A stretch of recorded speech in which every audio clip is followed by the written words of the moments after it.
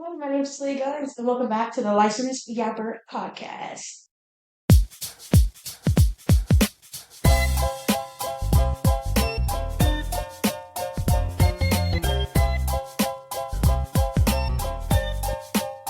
Hey guys, welcome back. This week I have so much to talk about, and it's mainly because I I edited my last podcast episode, which honestly was one of my favorites. I love that episode. I thought I was very real and honest, and it just was one of my favorites. And while I was editing it back, I had a lot of thoughts. And I was editing that podcast back.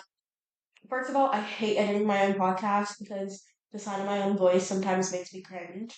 But I was editing back that podcast and listening to the things I was saying. And I was like, ugh, I can't believe, I knew I was like that. Okay, it's so weird. How do I explain this?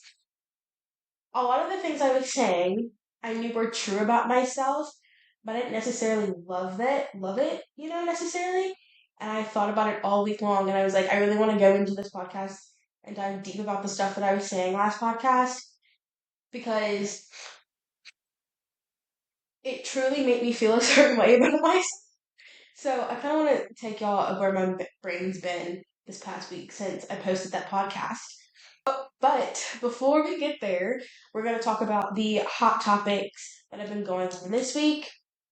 And truly, we're going to be talking about mainly the Taylor Frankie Paul Mormon wives whole drama because I feel like that has been taking over every news feed, TMZ, every USA Today, literally everything has been talking about this. And I have so many thoughts. I've talked to my friends about this in nauseum. I have so many different opinions on it. So I really, really, really want to get into it. I know I talked about it a little bit last week, but I want to talk about it past the Bachelorette and more about like what this does. And yeah, so let's start there. Also, I'm very comfortable today. You guys see my little cute little set? I'm very comfortable. It's like a little sleepover. Um, but so we all saw that video of Taylor Frankie Paul throwing the chair at Dakota and it almost hitting her daughter, and it was a tragic video. Literally nobody wants to see that. But I have a couple. The thoughts I have about this whole thing is that this happened in 2023, right? This was right before they filmed the first season of this whole show. This event happened. They put the show on pause. This was before we even knew the show was coming out. That's how far back it was. Nobody knew about this show coming out. They were filming it. They had to stop filming it because this occurred. And we all know this because in episode 1 of the first season, it starts with like Taylor getting arrested. So we all knew she got arrested. From every year since then, she's been on multiple podcasts explaining this exact moment in nauseam, guys. She's always talked about this, has always been honest about what has gone on.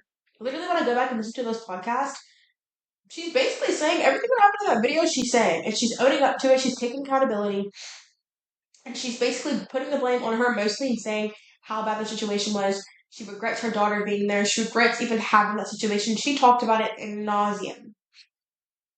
And I just feel like for Dakota, because I also watched another podcast where they had like a former district attorney on there, and they were like asking her questions, like legal questions, like what does this mean? How far can this go? And I think, sorry, y'all, I'm so congested, so if you hear me sniffling, my bad. But they were asking her like how, because everybody's been basically saying we think Dakota, not think, we kind of know Dakota posted this video. So it's like, how can we prove it? How can we prove that Dakota sold this TMZ? And basically what she was saying, how the only way that video could have gotten to TMZ is if Dakota, like, nobody else could have leaked that video to TMZ because TMZ doesn't just take any video that somebody sends to them. They have to have the IP with it. So you also have to sell the IP. Nobody has that IP but Dakota because it came from his original phone. It came from him. He has the IP. So let's say Dakota sends that video to a friend. That friend can't then take that video and sell it to TMZ. because he also has to sell the IP to TMZ. The police can't release that video because it has a child in it, and with when there's a video with a minor, they can't legally release that video. Like, they can't. It's like they can get sued for that if they did. So it wasn't the police. So the only other person who could do it was Dakota, because Dakota could sell it to TMZ and sell the IP, which is why TMZ can now own that video and put their trademark stamp on that video. Does that make sense? Like, so from that information, I knew right off the bat Dakota sent it and leaked it. And I already knew that. I didn't have to listen to a professional say that. I knew he did it because there's no other way this would have been released. And it's sad for him to do that, because to release it on your child's birthday, I don't know if it was Ever's birthday or Taylor's other son's birthday, either or, that's absolutely ridiculous. To release it then, to then go on this huge PR tirade and try to take her down, first of all, I'm not saying her behavior is excusable at all. Taylor in that video is very saddening, it's very uncomfortable, it's very hard to watch. But I have a hard time for a man that we have seen for years, 4 seasons, terrorize this woman and her feelings, emotionally abuse her feelings, sorry I'm saying it, to her feelings, and treat her like crap left and right. And at the end of the day, I'm like, I want to see what happened before he hit play on that video. And the reason why I'm having such little empathy towards Dakota is because now we're mixing into the Jesse and Jordan divorce. And I think Jordan and Dakota are very, very calculated. And I think they teamed up on this whole thing. Before I get there, I also want to say, if he did release this video to TMZ, I just don't believe him. I believe what she did was wrong. I know it was wrong, but I think both of them were emotionally and probably and allegedly physically abusive to each other. I think they were. And I don't want to just take his word for it, because I've seen how he's treated her on the show. So I know, Dakota, you're not innocent. And for them to come out to try to portray themselves as victims is really, really killing me and really, really hard for me to come to terms with, because women every day go through this crap. And to see how manipulative these men are, I can't sit here and say, oh, it's 100% true, or Taylor this, Taylor that. Sorrows, tears for Dakota, because I can't believe it. And Jessie said in her Call Her Daddy podcast interview, if you guys haven't watched that, go ahead and watch it. Jessie literally explains the whole thing about Dakota and Jordan's friendship, how Jordan has even tried to blackmail Jessie and say, like, oh, if you do this, I'm going to release the text of you and Marciana. Just crazy. You're doing this to the mother of your children. You're doing this to your supposed wife that you love. Nobody blackmails their wife. And even with Dakota, you also share a child together. If you wanted to press charges against Taylor, he could have pressed charges against Taylor. Nobody's saying he couldn't do that. If he felt like DV was happening in the relationships against him and he wanted to go and report this, he could have. But to then release this video 6 years ago, or 3 years ago, and release it and send it to TMZ, you're wrong for that. The way he did it is completely, utterly disgusting. I'm sorry, I wouldn't do that to the son, or to the husband of my child. I would not do that to him. You walked out smug after you slept with her before she left for the Bachelorette, and now you're releasing this video of her. It's just like, bro, like, you can't make me fall for this. You just can't. I think there's some underlining, really bad undertones of all this. And Jessie was saying how Taylor is staying strong through this whole process. Like, Taylor calls her every day and like, how are you doing? And really, everybody should be asking Taylor how she's doing, but she's worried about everybody else. I think we saw the worst moment of Taylor Frankie Paul's life. The worst moment. Her at her absolute worst. And obviously her mental is not okay. Emotionally, she's not okay. And we got to see that. And that was completely embarrassing, uncomfortable, and wrong. She was 100% wrong for what she did. But also, I just feel like we're tearing this woman down and literally career ending. But something about this just doesn't seem all the way valid to me. Like, it makes me very uncomfortable. I don't think Taylor this is innocent at all, but I also don't think she's guilty, and I don't think she's the only one guilty. I think Dakota is equally to blame for this whole thing, and I think it doesn't sit right with me that we're putting this on Taylor because I just don't get it. Like, if we're going to talk about her the February incident, let's talk about it. But to take this video that happened so long ago and for you to now release it 3 days before the Bachelorette happens on her son's birthday, it just seems very calculated and disgusting in my opinion. Because this, at the end of the day, is the mother of your child. And also with Jordan coming out and like saying these disgusting things about Jesse, that's the mother of your child, of your children. Not only that, she pays the bills. The house that y'all have, she paid for. You don't work. You don't have a job. So it's just so interesting to me how these men from Utah are trying to act like they're these innocent bystanders when you guys aren't. Y'all are fame hungry men because Harry Jowsey just posted how Jordan's trying to get on his podcast when Jordan was talking crap about him to Jesse. Like, y'all just seem fame hungry, and the desperation is oozing out of y'all's pores. It's so gross. And also, I don't even know why he thought he could get like the support. When people already hate dad talk. People hate dad talk. We think it's stupid. And for you to be trying to get support is crazy. The thought you were going to get support is crazy. The whole situation is so uncomfortable. And I think a lot of them, like Taylor needs to go to rehab. I think Dakota needs to go to rehab. Dakota's not innocent in any of this. Jordan's disgusting. And I'm so happy for Jesse to leave him. But then Jesse goes and then kisses and makes out with Chase, who's Miranda's ex-husband. Like, what are we doing here? What kind of friendship is this? Like, this whole thing is so weird. Like, why, Jesse? You finally are getting away from this man. Your prenup is successful, so it's right. And then you go and make out with your friend's ex-husband.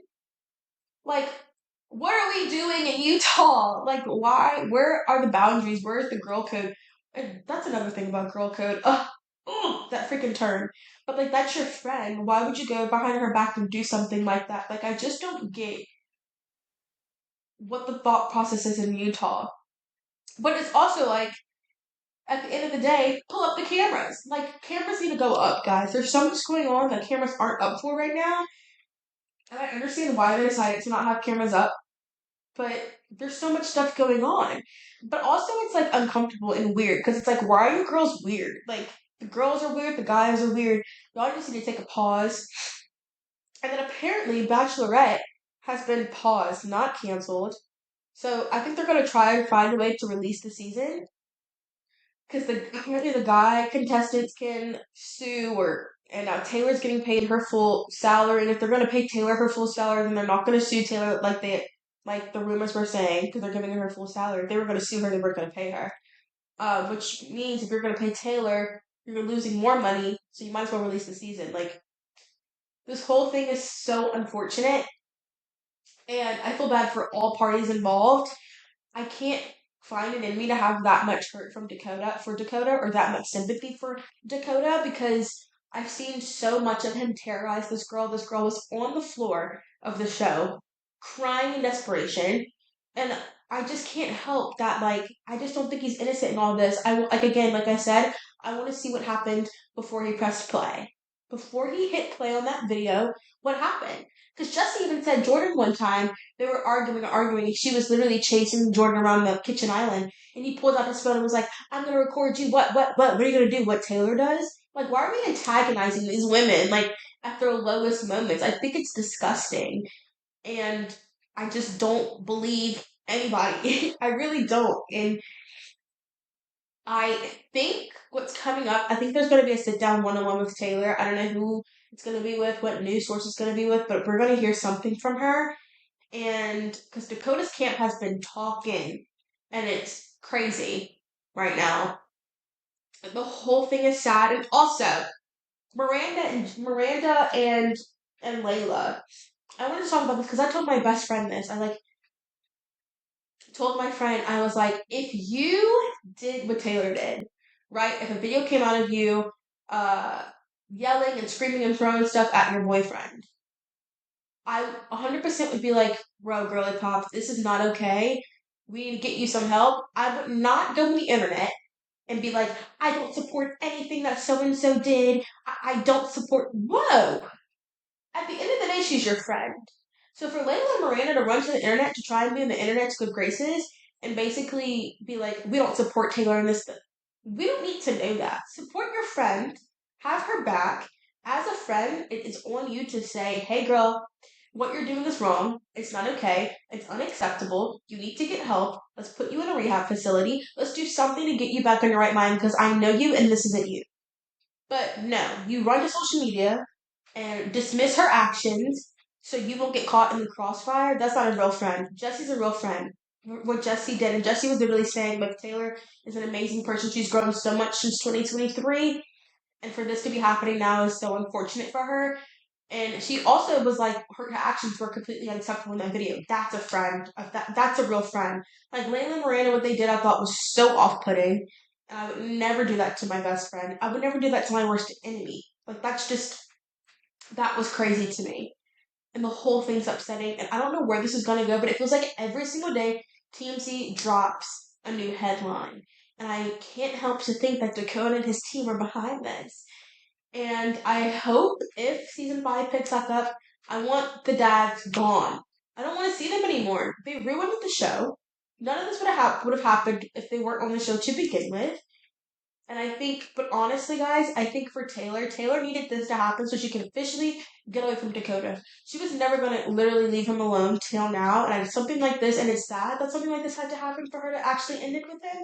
But I think we will never, ever see Taylor and Dakota romantically intimate ever again. And maybe this had to happen for that to happen. The whole thing is a mess. And there's something every day that comes out. It's exhausting, honestly. It's not even my life when I find it exhausting, and I feel bad for all parties involved. Like, I just hate the fact that these men are rolling around the internet trying to get on podcasts and speak their truth. Like, we don't want to hear your truth, first of all. We didn't want to hear you when you were on the show, and we don't want to hear you now. Because, quite frankly, even though Dakota's pushing this narrative against her, and it is working, nobody's on Dakota's side, though. Of course, we're saying what Taylor did was wrong, but nobody's like Team Dakota. Because, Dakota, we know you, bro. I don't even really know you, but I've watched you enough on this show to know that you're not this like victim and like you're just not. And you waited for a moment to release this video, not because you actually cared about her daughter and actually cared, because if you did, y'all would have had something in place where you guys weren't physically, you would have tried to get custody a long time ago. You'd have tried to do so many things a long time ago. I don't think this was because he really cared about the kids or his safety. I don't think that's what it was for. I think it was for to ruin her life. Point blank, period. I don't care what anybody says. He did this so it would ruin her life. And it is. It is. Like, she might be still on social media, still in comments right now, but Girly Pop's probably crying her eyes out to sleep every night. We don't know what's happening but behind closed doors. And I just feel like that's not the way I would have done it. That's just so sad to me. And like, oh, the whole thing's, oh, what is going on in Utah? Like, what is going on in Utah? This whole thing is crazy. It's insane. I just wouldn't do this. This is just so devastating, and your families are getting ripped apart. Like, she might lose custody of her kids with her ex-husband. Or Dakota already has temporary custody of Ever. Like, what? This whole thing is devastating. Like, she's losing her livelihood. I think she's gonna get it back. I think after time has passed and she shows that she's a grown, because she's already taken accountability for it. There's so many podcasts out there of her taking accountability for it way before this video already came out.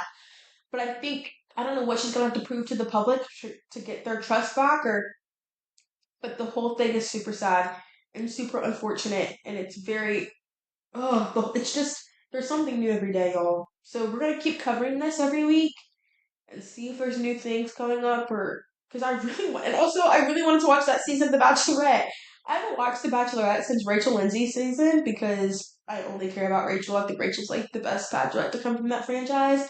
But she's the last season that I watched, and I really wanted to watch the season. I was so prepared to, and it's gone. But I think they're gonna find a way to do it. I don't know if AB or if they're gonna put it on Hulu or if they're gonna drop it fully on. They're gonna release that season.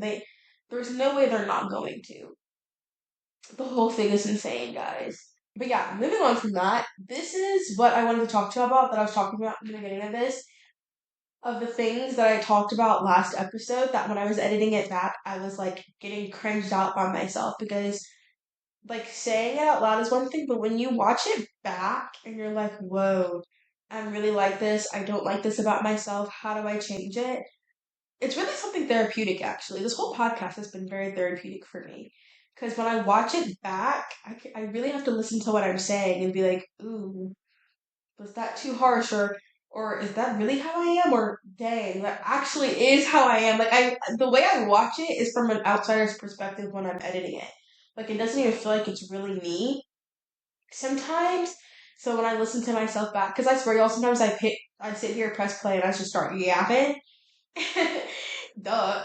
This is why I said Yapper. But sometimes when I listen back, I'm like, ooh, I really said that. Because I'll edit it a day later. And after I hit play, or after I hit stop, I forget about what I said. When I listen back, I'm like, ew. So I kind of took pointers from my last episode, and we're going to talk about a lot of things that I said and hopefully go a little deeper and talk about what I thought about the things that I said last episode. Because again, last episode was one of my favorites, but I said a lot. Um, that I want to dig into a little bit deeper. But I talked about last episode how I said how I am for sure an alpha female. And even though I recognized that I was, and I think after, when I was speaking last episode, I knew what I was saying was true. But when I watched it back, it made me so upset. Because I was like, ew, I hate that that's how I am. Because at the end of the day, I don't want to be. And I don't have anything crazy that's happened. Like a lot of people, I feel like, say that they're very alpha female, they step into their masculine. But when it comes to dating, I don't want to do that. Like, at all. But I am. In one instance, not only just my last relationship, where I realized that I'm definitely an alpha female, but I think, and I've never been in a relationship before then, so I didn't really know if I was or wasn't. But when I was in that relationship, I realized that I took control often. I made the decisions. What I said went. If I said this, but he said this, be going with what I said. It was very much like me running the shots. That's just how it was. And in reality, I feel like I'm a very dominant person in the way of I'm very outspoken. Outspoken to a fault sometimes, where I don't think before I speak. Sometimes it just comes out, or uh, and also, I feel like when I speak, I'm very confident when I say it. I feel like when I say things, people never take it as maybe or kinda, or does she really think this? It's, oh, Talia means what she's saying. I just come off that way because I think, I said this in a couple episodes, but when you try to work on your confidence for so many years, now I say everything with full confidence. Everything I'm saying, I mean, and that's just, I feel like, how it is. But like when I was like that in my last relationship, it's kind of hard for me not to still be in it, or I don't know how I'm gonna be when I get into my new relationship. Even then, a couple months ago, I went to dinner with one of my guy friends, and we were sitting at the table, like looking at what we're gonna eat. This is just something as small as this. We're looking at something like what we wanted to eat and what we wanted to order. The waiter comes. I take full control. I put the menus down and I said, he's gonna get the da da da da. I'm gonna get this. He'll take this drink. I'll take this drink. Let's keep a menu for later maybe, and we might get dessert. Boom. Waiter wrote it down, walked away. And I just remember him looking at me and being like, "Oh, is that how you move?" And I remember laughing and being like, "What do you mean?" And he was like, "I don't know. I've just never had someone or like a female like just do that before." He was like, "It doesn't happen." And he was so ready to like order, but I just took control and did it. And something as small as that, it's like I hate that about myself, and I hate that because let's be so for real. I kind of like that I'm a bit assertive. I like that I'm blunt. Or sometimes I like that I'm very straightforward. I like that I mean what I say. I like that I do come off confident. Like that's I love when people recognize that about myself because I am, and I worked on it. But when it comes to dating, when it comes to being in a relationship, and especially I'm 23 years old, I'm not a teenager. I'm 23 years old. I'm an adult. And as someone who, especially, I feel like I want to date older in a way of like not like 40s, but like late 20s. I don't want to be the one calling the shots, but I know I have a hard time not doing it. And I don't know how I'm going to go about that in a relationship again, because the first time I did it, my boyfriend kind of took a step back and realized that I was running the ship, and he just was mopping the deck. I don't want someone letting me lead. I don't want someone to be okay with that. I want someone to tell me, step away, back up, Talia, like back up, like I got it. But when I heard myself say that, it made me so upset and like I don't know how to turn that off, when to turn it off. And I was like, is it because I don't trust people or trust guys? Like, why do I feel like I need to be that way? Why can't I step into my feminine, step into my soft? Because I feel like I'm a very feminine girl, but for some reason in that aspect, I want to take control. And I'm like, how am I going to deal with that in my next relationship? How do I pull back? And I feel like a lot of it has to do with trust. You have to really trust the person that you're with to make you want to build or break those walls down. I am a very guarded person when it comes to new people. I don't like new people. I don't like meeting new people. I don't like making new friends. I don't like it. And it's not. I guess I don't. I'm someone. I have to feel a vibe. I have to feel a vibe first. I have to see what the tides are. What like I've got to see a little bit of who that person is for me to get super comfortable with someone. And it also takes me a long time to like someone. I don't just start. I'm just not out here liking people. I may have a crush or I may think you're cute, but I don't like you. And it's because I think the trust thing has to be there and which is normal. You have to trust someone to let your guard down with them. I'm not vulnerable with people right off the bat. If I am vulnerable with you, whoa, congratulations. You should feel honored, actually, because I don't like talking about my feelings really. I hate crying in front of people. Like, I was in Bible study last week and I got emotional and I hated that. I hate it so much because I don't like people to see that side of me because like I was saying in earlier podcasts, I'm a very sensitive person. I feel like a lot of people don't realize that about me because I put on a very strong front in front of people. I don't know why. I just do that. I like people to see that I'm a very strong person. I just do. And when, but I'm very, but secretly I'm a very emotional person, especially with people that I care about. Like if I care about you, uh, you will see all sides of me. And with guys, it's in a way of like, yeah, I want to have that in a relationship, but I don't want a man to feel like, ooh, I've got her. Does that make sense? Like, I, ooh, and I think this has to do with me, like, being, or taking charge. I don't want a man to feel like he controls my emotions, or he runs my emotions, or the things he does will make me react emotionally. I don't want a man to feel like he has that over me. And I've said before, like, oh, I don't want to be at home crying in my bed over a man because I don't want him to know that he affected me that way. And I don't know where it comes from. I don't like I grew up with an amazing father in my life, and but I don't know where that part's coming from, but I don't want to. Like I don't want a guy to affect me that way.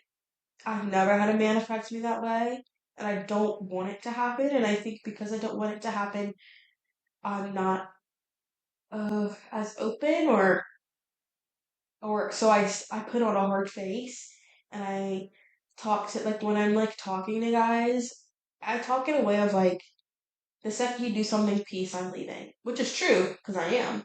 But it's like, oh, I don't even tell them that up front. Like I'm already kind of letting them know like you'll mess I know you'll mess up, but when you mess up, this is what's gonna be the result of it. And I never want a guy to feel like he affected me in a bad way. So I do take the lead, and I do stand very confident, and I don't sway in my decisions. And I will tell you I am right, and I am always right, and what are you going to do about it? And I think I need to meet my match in that way. That can look at me and be like, I know what you're doing right now. You're putting up a wall. For what reason? I don't know. But not only will I break them down, but I will make you comfortable, and I will make you trust me in a way where you'll want to break those down. Because I don't want to be an alpha female. I really don't. And I kind of think it's kind of in me. Like, my mom's pretty dominant in a way of like, Mary kind of says what she wants to say. And she does what she wants, and she's great at it. And I think that's something that I 100% got from my mom. It's genetic, I know it is. And it's one of my favorite qualities about myself. But when it comes in the talks of being in a relationship, I want to be with someone I can be emotionally open with and not feel like I need to be dominant with him. I want to be, you know, strong Talia, strong independent woman Talia with everybody else. But with him, with who my partner is going to be, I don't want to. I shouldn't have to. Like I said in my last episode, when I'm with my person, I don't want to think about anything. I don't want to because I know he's going to handle it. And I think also when I came from a relationship where I was definitely more mature than him, and just in the way that I spoke and the way that I handled things. Like, if there was an issue with like a waiter bringing out the wrong food, he wouldn't say anything, and I'd be like, "Why aren't you saying anything?" Like, we can say it in a nice way, but let's address it. He'd be like, "No, it's fine," and I'm like, "No, like let's address it." Because why aren't we addressing it? And like, I feel like I don't want to do that, and that really upset me when I was watching my uh my podcast back and I was editing it, and I hated that I said it because it was true, and I know it's true, and I don't know how to let someone lead. And I think that also goes in the way of me saying I'll never shoot my shot with a guy because he can't reject me. He can't. I'm not giving him an opportunity to reject me. Rejection sucks, and I think the fear of rejection comes from living in a small town, growing up in a predominantly white school. You know that you're not an option. You know that you're not sought over, you're not yearned for, you know you're not being looked at. And there's been times where I feel like I've gotten rejected because of that. And so now it's like I'm not going to give a man a reason to reject me because you won't even have a shot to reject me because it'll never happen. I'll never show you that I like you because, and that also stood out to me when I said like a man will never know that I like them unless they like approach me or whatever because you'll never know. You just won't because I'm not going to give you that opportunity to reject me because rejection hurts. It hurts a lot. And when you're 12 and when you're 13, you have a little crush on a little kid in your class, and you know that he's going to reject you because I'm black or because that hurts. So to make sure I won't get rejected in any way, if I don't go up to people because I'm not going to allow you again to have to know my emotions or to create or to dictate my emotions. You won't know. You just won't. And uh, I wish I wasn't in a way. Like I still love that I don't approach men and I don't shoot my shot because at the end of the day I feel like that is just a man's responsibility to do it. But a reason that I don't do it, that's definitely it. Rejection. I'm not gonna give you that opportunity, and I'm not gonna give you that where you sit in your car and drive away and know like, oh, Tilly liked me and I rejected her. You won't know. You feel me? So I think digging deeper into why I feel that way made me realize where that came from. And it's not going to change anything because I'm not going to approach anybody, but realizing or thinking, like, why? I think it's because of that. For sure has to do with rejection. Nobody likes rejection. It sucks and it hurts. But when you've been rejected because of something you literally cannot change, that's even harder. So it's like, okay, I'm not going to give anybody a reason to reject me because you just won't know that I like you unless I know that you like me first. And then I'm like, all right, cool. Like, I need to get that green light first, you know? And until then, you won't know a thing. And that's just how I roll, unfortunately. Or not unfortunately, because I like it. And like, I remember this week I like asked, uh, and I think that something else that I've realized about myself this week. And I've observed about myself a lot. I have been, because I've been going to a Bible study every weekend, and I've been very talkative in this Bible study. I very speak a lot. I'm going to voice my opinion. If there's a question being asked, Girly Pop's going to answer, and I'm loud, and I'm very much Talia 24/7 in that Bible study. I don't know how I got comfortable so fast. That's literally just God, but I'm myself to the fullest when I'm there. And I texted the guy who runs the Bible study, and I was like, I just want to let you know, like, this has been so great to have. I love coming. Thank you for creating a safe space for me to share how I'm feeling. And I was like, I'm so sorry if I'm like loud or distracting, or like, I'm so sorry. Like, tell me to shut up, please. I know I'm talking a lot, like, whatever.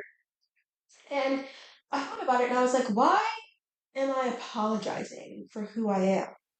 Why why am I even putting that in this message? I don't have to apologize for being who I am. One of my favorite things about myself is how loud I am, how expressive I am. I think I'm the funniest person on the planet. But I think it comes from a place like growing up, I've been called disruptive sometimes by teachers when I was younger. I've been called extra. Like when extra started going around, people were saying that about me, but not in like a nice way. It was like, "Oh, girl, you're so extra," and it was like in a negative connotation. And I always still love that about myself, and I still do. But I was like, why do I keep apologizing for that? I am who I am. And sometimes I go on Sundays, and I love Bible study days. Those are literally my favorite. But sometimes I'll like try to censor myself or not speak so much, or I'll be in the car on the way there, and I'm like, okay, please don't speak too much, or like I'll be at Bible study and he'll answer a question. I don't want to answer it so badly, but I'm like, okay, I've already talked it. I don't know why I'm like censoring myself. I hate that about myself because I am confident in who I am. Trust me, I am.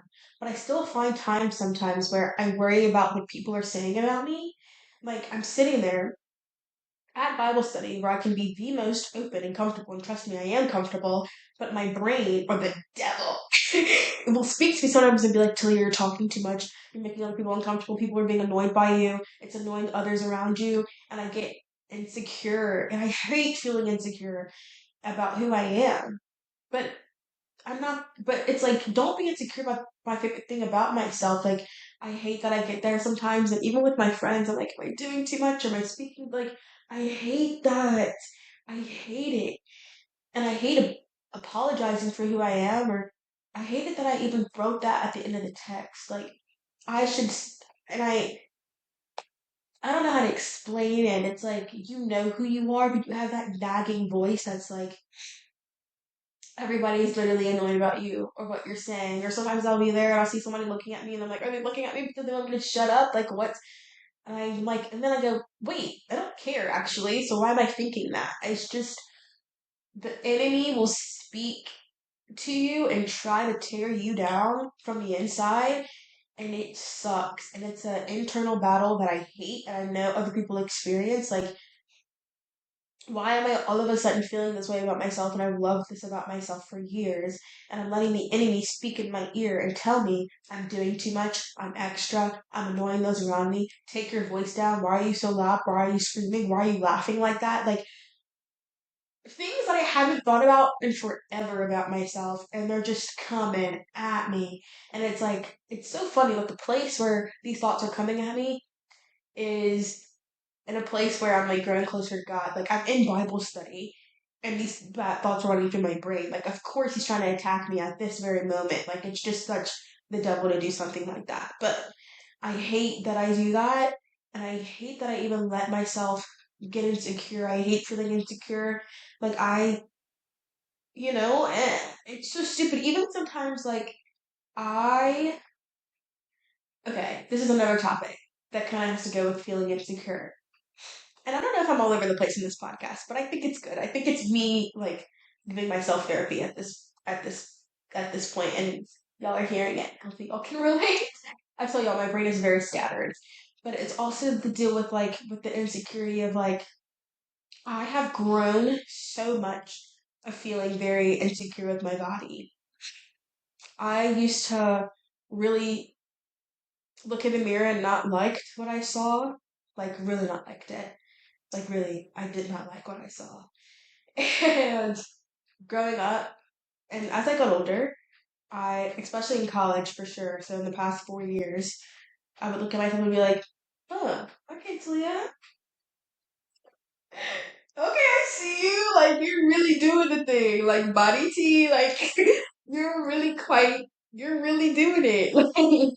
And I've found that confidence because like I said, I've always been confident in my personality, but looks wise, oh girl, that was a struggle. To the point where, like, if I remember back in high school, I would walk down the halls, and every girl that passed by me, I would like mentally compare myself to her physically. Sucks so horrendous. Just imagine being 14 and every girl you would come in contact with, you're just like looking at their body and comparing it to yours. And I cheered. I was cheerleader. So imagine how that was for me. Not very nice to myself. But as I got older, I kind of got out of that and I started to love myself way more. But recently, again, I'm in this season where I feel like I'm getting closer to God and the devil wants to attack me. And I'm looking in the mirror and I'm like, mm, am I getting too big or what's going on? Or I feel a little bit, uh, I feel a little gross or I feel very bloated. Like, I don't like how I look right now. Crazy stuff. And y'all, I'm literally 4'11". Like, I'm not a big girl, but I swear, like, you'll look in the mirror and you'll see that. And that's not you. And especially when I have those thoughts tell me I'm getting bigger. But I'm not. And it's like I've been so fine with my physical for 4 years, almost actually almost 6 years now. And all of a sudden, now he wants to come back and get my brain and come at me. Bro, I rebuke you. Get away from me. Get out of my head. Like, leave me alone. Like, and I'm telling you, when you're thriving in your life, whether it's career wise, whether it's personally, how you feel about yourself, or again, career wise, if you're doing good in your career, all of a sudden you'll see these things come back at you, things you haven't dealt with for years, trying to come back at you and ruin you. And it's like, actually, no, step away. I am killing it right now.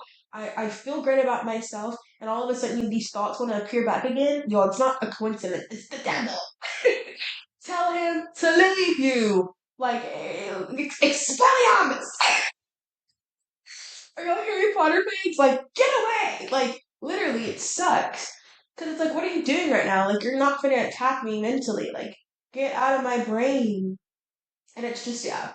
I don't know if y'all can relate to that. That's just something I feel like everybody goes through, and it's so freaking annoying. And it's like I'm not gonna let all that work that I put in the work to literally say the affirmations to myself every single morning, to talk to myself on the way to school. I remember driving to college was a 45-minute drive. And I would talk to myself and I would talk to God and I would just like tell you look good, you're beautiful, you're pretty, you're confident, you're worthy, you're da da da da. I did too much of that for 6 years for him to now come back and try to go in my brain and impede or negative thoughts about myself. No way. Goodbye. It's not happening. Like, get away. Sometimes I find myself falling back into that and it's like, whoa, Talia, don't let him win. You know what I mean? Don't let that voice inside of your head win, guys. We are so much better than we are. Give yourself the credit. We've worked on ourselves.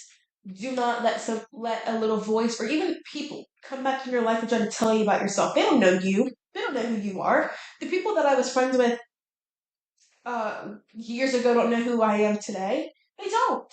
So don't let anybody come back in your life, or don't even let that devil in your brain come back to you and tell you that you're this or you're that when you know you've worked on it and you've moved past it. Don't let it happen. I still struggle with it and it sucks. But I'm telling him right now, I know he's listening. Back up off of me. I'm a child of God and you cannot hurt me. Period. But yeah, like I've been struggling with that, and even today, like coming on here and talking about how I was hearing myself talk and like the things that I was hearing myself say about myself, I didn't love it and I hated it. I hated that I'm like listening to myself and I'm hating how assertive I am. And I feel like I wasn't in a spot or I wasn't in a relationship where I could feel confident to just let loose, let my guard down, and feel like he can handle everything. I wasn't in that relationship, so I know moving into my next one, I'll know when I'm in a safe relationship with someone who can make me feel soft and feminine and secure, and like I don't have to tell the waiter what we're about to eat, or I don't have to tell him to step, like, no, and I feel like that's what that has to do with. And at the end of the day, I know what I want, but God knows what I need. Okay? And He's gonna give that to me and whoever that is. And I hate that I've been doubting myself recently, or I hate that I've been letting these thoughts come into my brain and tell me that who I am is either not enough or too much. I hate that because I'm not too much. And if somebody looks at me and thinks I'm too much, they're not for me. Don't be my friend. If a man looks at me and says I'm too much, then he's not who I'm supposed to be with. I'm not too much. I'm just right, babe. I'm just right. And if you can't handle it, just say that. If you can't handle a woman like me, just say that. Like, I'm not gonna allow myself to try to tear myself down because I know who I am and I love who I am, but that stupid little voice wants to take me back, and it's not happening. It's not happening. It's not going to happen. I know who I am. I know what I worked on. I know the self growth that I did, and guys, it was hard. It's hard. Like, I haven't been to therapy before, but I bet therapy's hard because I try to do it to myself. It's not fun or easy. Yeah, it's not fun or easy. So I know that in-person therapy sucks because it's hard, but I did it. And I didn't just do it with me, I did it with God helped me a lot too. And I think just realizing who I am and what I have is like I wouldn't, if I wasn't who I was, I wouldn't have a podcast. If I wasn't who I was, and I always step back and like I used to say this like I've been saying this, like I love when people like when I see other people enjoy my company. I don't know if that's like selfish to say, like conceited to say, but it makes me so happy because I just love that. I don't know. I get a lot that when people first meet me, I can be a little standoffish, or like people think I'm like a mean girl. I think just because I have a really, really bad resting, I have a really bad RBF, like it's really bad. And when I see like that I've let, because it also lets me know that like, okay, I've let my guards down. Like when people laugh at my jokes, or like I'm like having a fun time with my friends, or if I'm meeting new friends, guys, I basically met two new friends recently, and I don't like meeting new friends. Like, Tiana and John, hey guys, love you girlies. Like, I'm someone who I said I hate meeting new people, and the fact that, like, I've met these two girls that, um, have meant a lot to me in a short amount of time is crazy. Because I don't like meeting new people. And even if I do meet new people, I don't let them get that close to me. And they've gotten pretty close to me pretty fast.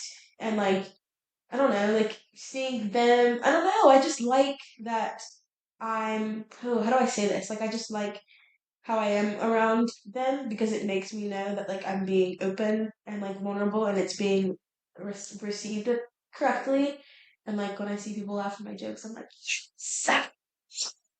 It's like that was like you're perceiving me well, which is also like who cares if you didn't perceive me well, but everyone wants to be perceived well, and that's also an insecurity that I have, you know, that thought in my head telling me that I'm too much or I'm doing too much, and it's like when I see people react to me in a positive way, it makes me feel like no, I'm not too much actually. I don't know if that makes sense. I don't know if any of that has made sense, but yeah, to me it did. So I'm gonna keep being myself, and I'm also gonna work on being more vulnerable with people so I don't so I, especially or with people and with guys that I like in my dating life, because being vulnerable is a good thing. It's not a weakness. And I think I need to see it that way. And I think at the end of the day, I'll know if I'm with somebody, those walls will come down and they won't think I'm too much or I'm too loud or, I feel like they'll just be like, yeah, like she is loud, but that's Talia, so get over it. Like, you know what I mean? Like, that's just Talia. And oh, I remember a friend back in middle school said that about me because a guy was like, "Why do you act like that?" or "Why are you too loud?" And she was like, "She's Talia," and I was like, "Yeah, I am actually." So if you don't like it, bye bye. No one's telling you to stay here, you know. And I'm gonna let that small voice in my head not rule me or try to dictate my feelings because he sucks. But yeah, I hope that makes sense. These are just thoughts that I've been thinking about myself this whole week, literally this whole week. And I just wanted to address them again because they were stressing me out. And this is where I come to vent and to rant and to talk about what my brain is saying. And I'm very comfortable in this space. So thank you all for listening and making me feel comfortable and um, perceiving me well as well. So thank you. um, but yeah, enough of that sappy stuff. We're moving on to our reality recap. Again, we only have 2 shows that we're talking about right now. Hopefully soon we'll, up the count. But I think a lot of people have been really liking just me talking. Y'all have really, really taken or have attached to that, and I've quite liked it. So I want to have more of those chats, and I feel really comfortable. I'm in my sweats, and I just feel like I just have a space where I could like talk to y'all like this. So it's been really cool. But getting to the reality recap. Again, we're gonna start with Summer House. I have so much to say. Watching last episode of Kyle treat Amanda that way. Again, there's so many. There's what we're in our 11th season, 10th season. There's so many seasons ahead or before that we could see Kyle treating Amanda like crap. But I've always said this: calling your significant other out of their name is completely unacceptable. Something I will never and will not stand for. Seeing him call her the B word, calling her stupid B word, like that's your wife. I don't know if you forgot. I don't know if you're forgetting that the cameras are on, but that's your wife. And to be disrespecting her like that is completely insane. And I loved that Wes stood up and was like, hold up, Kyle, what are you doing right now? Like, because I feel like a lot of times guys, like girls more tell like their girly pops like about themselves a little bit more. But I feel like guy friends, when it comes to relationships, they kind of stay out of it. But I loved how Wes was like, actually, no, go apologize to your wife. She's over here crying. What you did was completely unacceptable, and it's not okay. And as how hard West was going, I just know what actually happened in real life was way worse than they showed us. I know it was. Because the reactions and seeing Amanda cry and literally seeing Amanda say, like, I'm not even gonna address it because I know nothing's gonna change. Kind of done with it. We're gonna act like nothing happened. Like when you get to that point, you know you've reached a breaking point. You really don't even want to talk about it anymore. You don't want to complain about it. You're just like, yep, that's how he talks to me, and I've accepted it. The fact that she's accepted it is wrong, but the fact that he keeps doing it is even worse. Like, why are you talking to her like that? And this woman is planning your birthday party, and you're over here upset with her because she's not hanging out with you, she's hanging out with her friends. Like, let's grow up. You're 45 years old. And he keeps putting all his stress. Oh, this stress is coming from Loverboy. I'm sorry, but I feel like in every season, it's like Loverboy is not succeeding. And if it's not succeeding, then sell it. If this is such a stress on you and it's coming out to your friends and to in your relationship, sell the company. Obviously, the company isn't doing enough. Sell it, like because it's not an excuse to call your wife the B word and to go off on her in front of everybody. That's not an excuse. I don't care if Loverboy is tanking and it's in the ground and it's hit rock bottom. You do not disrespect your wife, especially in front of people. That's one thing I've always said. We can have a discourse, but when we get in front of people, we don't bring what's happening in the home outside. Like that's you put up a united front. I've always believed that. Like that's just crazy to me. And everybody was like shocked when Sierra was saying like I think they should separate. That's not shocking. If anything, that's a friend being a friend. You tell your friends the truth. And if you're seeing something that's not healthy and you're seeing your friend bawl her eyes out in her room, and she hears her husband saying he doesn't care that he said F you to her and calling her the B word. Yeah, as a friend, I'm going to sit there and say, I think y'all should think about separating. This isn't healthy. You guys obviously have so much pent up animosity towards each other. And even Kyle was saying, like, she always picks at me and picks at me and picks at me. Well, I'm going to pick at you too. You started a career to spite me. To spite me. You became a DJ to spite me. You come late, and I told you to not come home late. You act like you're 20 years old and you're living the life and you're partying for the first time. Yeah, I'd be frustrated with you too. And it's so uncomfortable seeing Amanda being like, that's just how I gotta live with. That's how he talks to me. Or it's usually worse than that. Like, why are we okay in accepting this? And we've seen Paige for years tell Amanda, girl, what are we doing? And now I'm happy that Sierra's is going to be there and tell her, like, think about your future. Last season, or it was last season or the season before, Amanda wanted to have kids, move to the suburbs, and now she wants none of that with him. She is done with him. She wants nothing else from him. He has completely her mind has completely shifted from wanting kids to not wanting them at all because of him, because of Kyle, the way he treats her, the way he speaks to her. Like, it's just so upsetting. And literally, that was like the whole episode of just how Kyle was just a horrible husband and how he's not there for her emotionally. Like, I wish my partner would call me out of my name and curse me out in front of all these people. Like, that's crazy. Because now you're making these people think, how is it when they're just them two? Like, how is it when it's just them? It's way worse, I'll tell you that much. And also, Kyle, Loverboy would do better if people thought you were a likable person. People are seeing you curse out your wife on television every single day. That's not why they want to buy your product. Maybe if you were a nice, approachable person, they want to buy your product. Ever thought of that? Like, it's just so stupid. Ugh, I can't. I can't. What else? Also, KJ, Sierra, and Mia. I love them. I love those three. I hope KJ and Mia stay for next season. Their friendship is amazing to me. I love it so much. They support each other. And seeing KJ have kind of like a little panic attack breakdown because of Dara made me like, oh, he's such a lover boy. Like, and I don't know, he just seems they're very relatable, and I love those three so much. And that was it for this season of Summer House. Actually, I'm kind of quite excited for next episode. I think it's going to be really really good and pick up very well. Okay, the other show is Secret Lives of Mormon Wives, and this is going to be the last recap of this because I thought the Secret Lives thing was the Secret Lives journey was not going to end how it is how going now. So some of the topics I'm not even going to talk about because they're irrelevant at this point. So I'm just going to talk about certain things that happened, like Jessie being like, "I want to change my name." Good.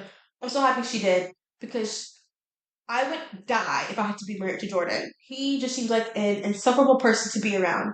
And I feel like him being like, you're selfish is crazy. I feel like at their anniversary dinner, she was bawling her eyes out at their anniversary dinner. And not because she loved him, but because she was probably surprised that they made it 5 years. And Jordan's sitting there like, we should renew our vows.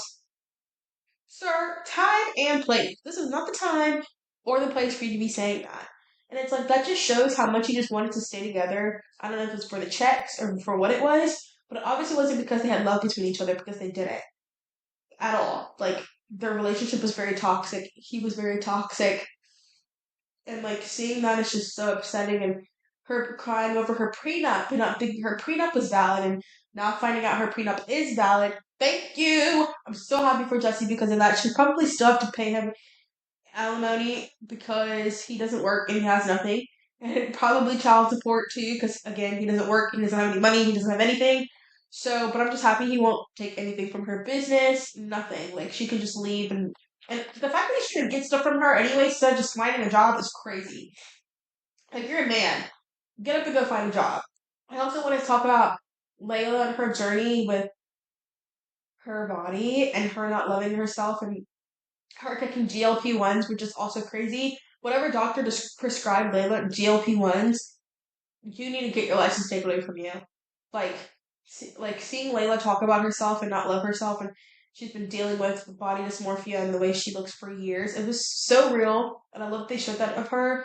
I wish we got to see more of Layla's story, and I want to see more of Layla's story because I feel like we've just touched the surface of Layla's story, and like Jesse and Miranda going to a rehab facility for her, and I thought that was so nice and so sweet, and and I've never, I have had my own body issues with how I look. I've never, been I've never been in the mindset that she is about hers. But I think it's sad, and it's even worse when you see like beautiful people hate themselves. Because it's like you're beautiful to everybody, but at the end of the day, does it matter? If you don't think you're beautiful, you don't think you are. Um, and that sucks. And it was really sad to see, and I cried. And I hate seeing people cry. If I see people cry, I'm gonna cry. And I just hope that it gets better for her and she's on the right trajectory. And coming from social media, and again, social media could be fake, could be real, you never know. But from her social media, it's looking like she's doing very well and she's doing better and she's off the GLPs, and I'm just happy for her. And she's like she's getting healthy. So, but yeah, the whole season was crazy. The whole season was a mess.